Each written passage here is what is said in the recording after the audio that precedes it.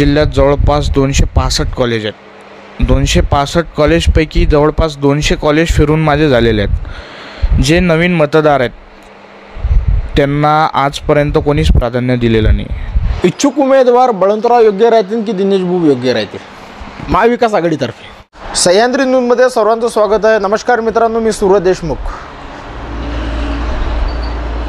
लोकसभा निवडणुकीच्या संदर्भात जो सह्याद्री माझा न्यूजने एक विशिष्ट असा कार्यक्रम सुरू केलेला आहे, माझा जिल्हा माझा खासदार, त्या संदर्भात आज आपण आलेलो आहोत दर्यापूरमध्ये गेल्या 2 दिवसापासून एक आपण प्रोग्राम राबवत आहोत। जे महाविकास आघाडीचे जे घटक पक्ष आहेत त्यांच्या पदाधिकारी किंवा त्यांच्या पक्षातले काही पदाधिकाऱ्यांसोबत आपण चर्चा करत आहोत। आज आपण आलेलो आहोत दर्यापूरमध्ये। आपल्यासोबत आहे विद्यार्थी आघाडी राष्ट्रवादी काँग्रेसचे शरद पवार गटाचे शिवराज पाटील वाकुडे। दादा, मला एक सांगा, नुकतंच आता लोकसभेचं बिगुल वाजलेलं आहे, पण तिकिटा वाटप कोणाला द्यायची? कारण की आता 2 दावेदार महाविकास आघाडीमध्ये झालेले आहेत, दिनेश भाऊ आहे आणि दुसरे बळवंतराव आहे। नेमकी तिकीट कोणाला सुटील, तुम्हाला काय वाटतंय? सध्याच्या कालांतराने आमच्या पक्षाने काही आदेश सोडलेले नाही। जो आमचा पक्ष म्हणजे की शरदचंद्र पवार साहेबांचा आमचा पक्ष, पवार साहेब जे आदेश सोडतील आणि जयंत पाटील साहेब जे आदेश सोडतील ते आमच्यासाठी पूर्व दिशा। आमच्या चर्चेत आणि लोकांच्या चर्चेत आज आम्ही बळवंत भाऊ वानखडे दर्यापूर मतदारसंघाचे आमदार यांचं नाव ऐकतो आहे आणि शिवसेनाकडनं इच्छुक दिनेश भाऊ बुब यांचं नाव ऐकत आहे।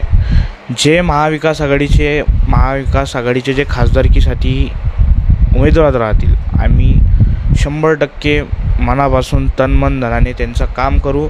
आमच्या पक्षाने आम्हाला जे आदेश सोडतील ते आम्ही मनापासून, एक विद्यार्थी संघटनेची काय ताकद आहे ते आम्ही अमरावती जिल्ह्याला दाखवून देऊ।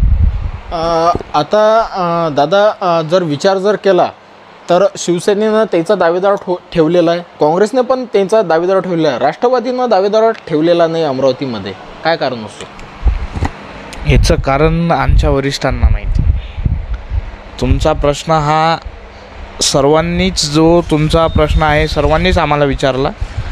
ते शेवटी पवार साहेबांची निर्णय, साहेबांना जे निर्णय योग्य वाटतील, शेवटी माणसाला एवढ्या वर्षाचा अनुभव आहे, त्या साहेब जे आदेश सोडतील ते आम्ही पालन करू। दादा, जर विचार केला लोकसभेच्या निवडणुकीच्या संदर्भात अनेक पक्षांना आपापली मोर्चेबांधणी केलेली आहे।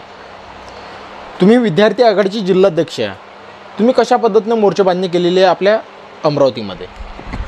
आपल्या अमरावती जिल्ह्यात जवळपास 265 कॉलेज आहेत। 265 कॉलेजपैकी जवळपास 200 कॉलेज फिरून माझे झालेले आहेत। जे नवीन मतदार आहेत त्यांना आजपर्यंत कोणीच प्राधान्य दिलेलं नाही।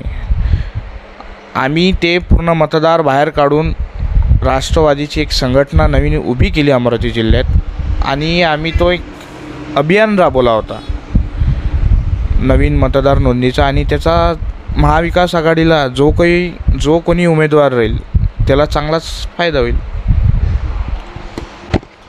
इच्छुक उमेदवार बळवंतराव योग्य राहतील की दिनेश भाऊ योग्य राहतील महाविकास आघाडीतर्फे?